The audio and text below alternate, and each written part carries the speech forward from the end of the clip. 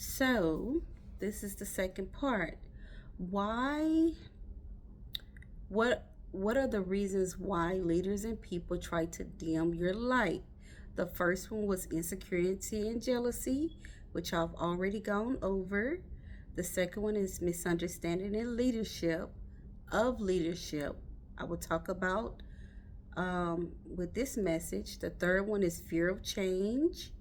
The fourth one is spiritual immaturity. The fifth one is misguided intentions. Um, and the and then there's a bit of encouragement for those affected. Okay, so second one, authoritative approach. Some leaders may adopt an authoritarian style, believing that they need to control and dominate to maintain order. This can lead to suppressing others' contributions and gifts. Lack of encouragement.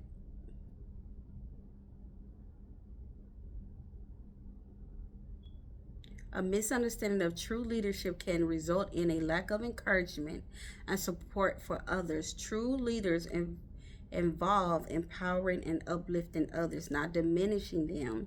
So there is some examples in the Bible that we see. King Saul and David. Y'all, it's late. So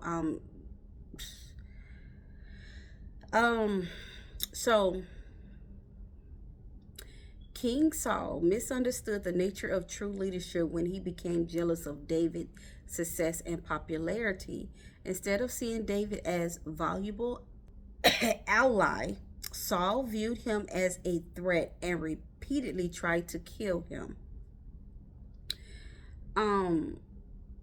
You can go read 1 Samuel 18-20. Saul's failure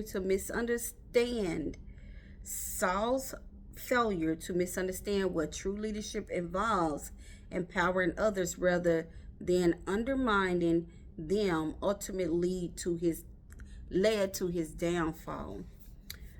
Rehoboam's harsh leadership. Rehoboam, Solomon's son, misunderstood wise leadership when he chose to follow the harsh counsel of his young advisor rather than the experienced advice of the elders. He imposed heavy burdens on the people, leading to widespread discontent and the eventual division of kingdom into Israel and Judah. That's in 1 Kings 12:1-19. Rehoboam's failure to listen to wise counsel and prioritize the well-being of his people resulted in significant consequences. Another one we see is the disciples arguing about greatness. Again, the disciples often misunderstood the nature of leadership, as evident by their arguments about who among them was the greatest. Jesus corrected their misunderstandings by teaching them that true leadership is characterized by humility and service. He used a child as an example, explaining that whoever wants to be first must be the servant of all. We already talked about this in Mark 9 and in Matthew 20. This lesson underscores that leadership is not about seeking power or status, but about serving others. The fourth one we see is Miriam and Aaron rebellion against Moses. Miriam and Aaron misunderstood the concept of God appointing leadership when they challenged Moses' authority. They questioned why Moses should be the sole leader and expressed jealousy over his special relationship with God. And that will be in Numbers if you want to go read Numbers 12. As a result, Miriam was struck with leprosy as a punishment for her rebellion, and Aaron was also rebuked. This story highlights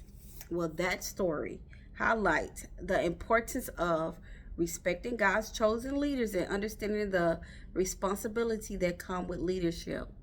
Um, and my last one that I have is Korah's rebellion. I talked about this in our message. It was a very long message, and that message was chopped and screwed. Um, Korah's Korah and his followers misunderstood leadership by challenging Moses and Aaron's authority. They accused Moses and Aaron of elevating themselves above the community and sought to take on priestly roles themselves. That's in Numbers 16. Their rebellion resulted in severe consequences, including the earth swallowing them up. The incident demonstrates the dangers of misunderstanding and coveting leadership positions without recognizing the divine appointment and responsibility involved. These examples illustrate that true leadership, according to biblical principles, involves humility. It involves service. It involves wisdom. It involves respect for God's authority. Misunderstanding about leadership can lead to conflict, division, and negative consequences. That's all for now. Until next time, that is Misunderstanding of Leadership.